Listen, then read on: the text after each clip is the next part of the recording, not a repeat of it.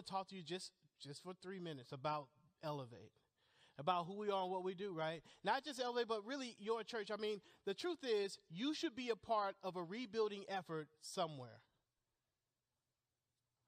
Let me say it differently.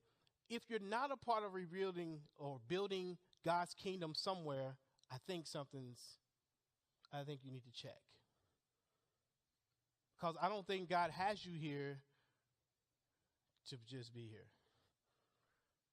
Now, I don't think he has you here in Elevate to be here, just to be here. But I don't think it's about what church you belong to. I think you need to be a part of something, building and connecting to something. So here's the information about Elevate. I said it earlier. Information: young adults in Collin County are disconnected from the church. Inspiration: young adults play a pivotal role in the now and the future of God's church. We must engage them. Anybody heard that before? Yeah, ad nauseum for me. I'm gonna be honest with you. I shouldn't say it as camera. I'm kind of sick of hearing, the next generation is the leaders. I'm kind of sick of hearing it. Because if the application was there, then we would be empowering leaders. But that's a little close to home. Young adults play a pivotal role in the now and the future of the church. We must engage them. That's why we do what we do. Empower young adults for Christian leaders. Motivation: you are blessed to be a blessing. These are all the things you've heard. You're blessed to be a blessing, so you are needed to fill the gap. And this is true. Young adults, if no one else is going to do it, young adults reach young adults. Young adults reach young adults. If there's nobody in this room, then I'm not going to be the one. I'm not the draw. Jesus is the draw. Y'all are the conduit. I'm just a dude that does things. Try to help you do your thing so you can do the thing that you do.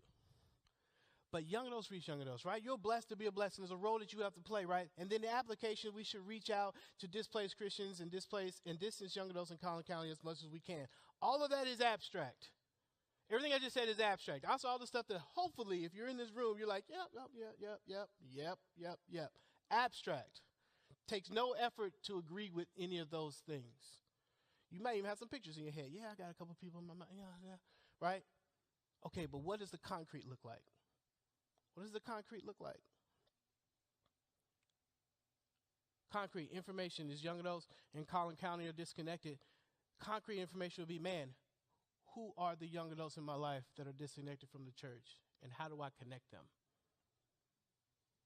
That's the concrete. What's the concrete version of young adults disconnected? How do you walk to the wall of rubble that is young adults disconnected? It is the people around you. And your willingness to actually investigate, why are you gone? What happened? What do you feel about the church?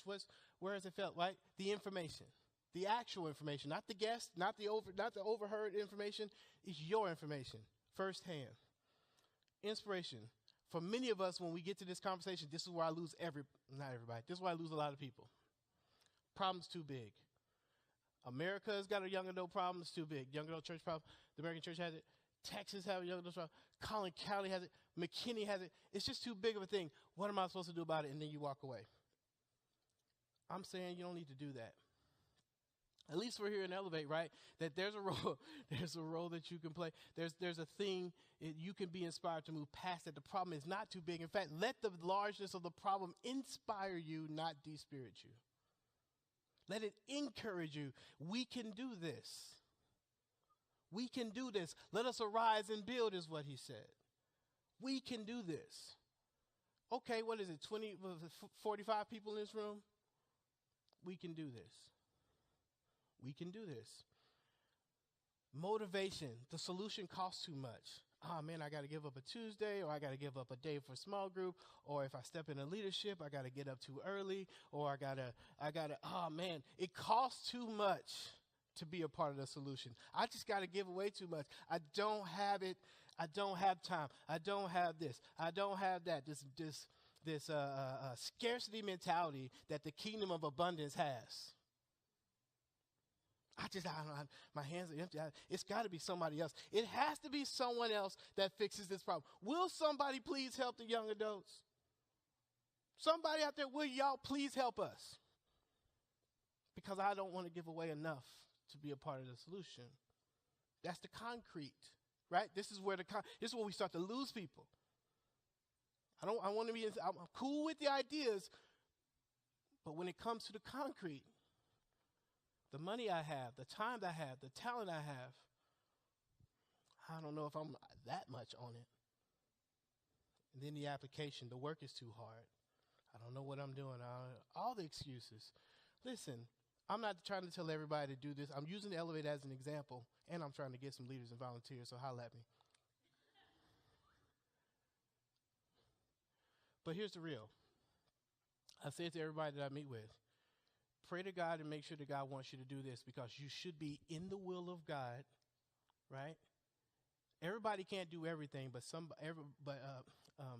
anybody can do something, right? So I'm not saying you have to be a part of Elevate, but you should be a part of something. But make sure you're in the will of God, and if you're in the will of God to be a part of the solution to an issue that is in His body for the sake of His name, then go on the journey and give away what you need to give away, and make room for what you need to make room for, and be there when you said you would, and show up when you said you show up, and speak into the lives of the people around you that God calls you to speak into.